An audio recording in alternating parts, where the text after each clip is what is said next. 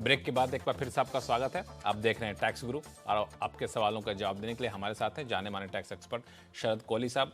अब बारी है जीएसटी से जुड़े सवाल लेने की।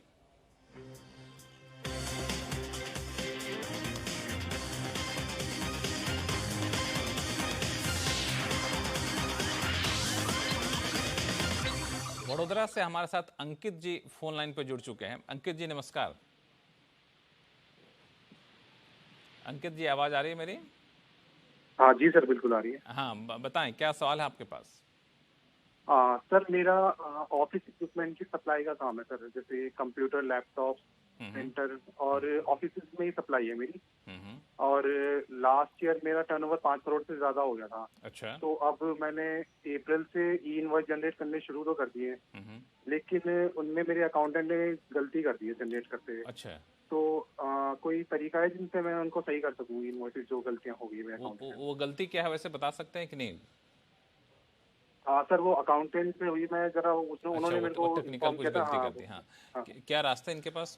देखिए, ये ई इनवॉइसिंग का जो सिस्टम लक्ष्मण शुरू हुआ जिसका हमने जिक्र भी किया था, तो आप इनवॉइस रजिस्ट्रेशन पोर्टल में तो अंकित ये करेक्शन नहीं कर सकते हैं।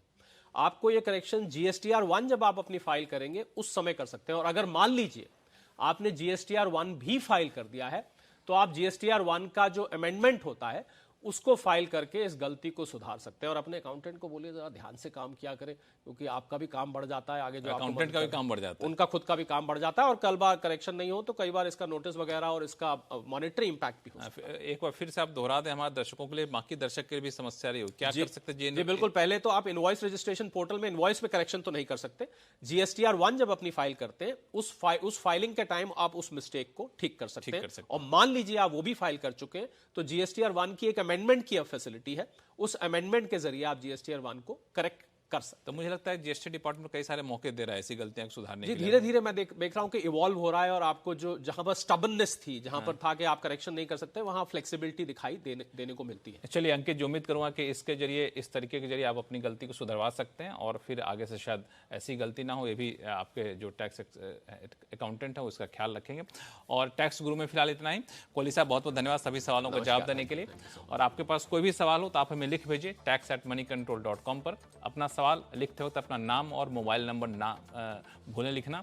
और मोबाइल नंबर लिखने से ये होगा कि हम लोग सीधा टैक्स एक्सपर्ट से आपकी बातचीत करा सकेंगे। ईमेल आईडी याद रखिए tax@moneycontrol.com।